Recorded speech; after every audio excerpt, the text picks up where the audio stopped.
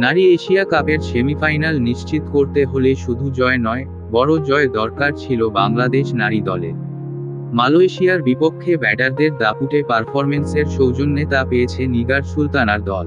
শ্রীলঙ্কার ডাম্বুলায় আগে ব্যাট করে মুর্শিদা খাতুনের ৮০ ও অধিনায়ক নিগার সুলতানার ৬২ রানে বাংলাদেশ ২ উইকেটে ১৯১ রান করে।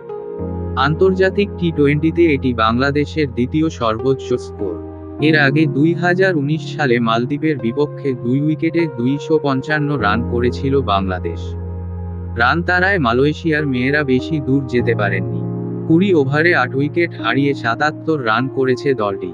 ১১৪ রানের জয়ে বাংলাদেশের run rate ১.৯৭১। Group runners up হয়ে বাংলাদেশ সেমিফাইনাল খেলবে ভারতের বিপক্ষে। ২৬শে জুলাই শুক্রবার বাংলাদেশ সময় দুপুর ২:৩০টায় প্রথম সেমিফাইনালে ভারতের মুখোমুখি হবে বাংলাদেশ।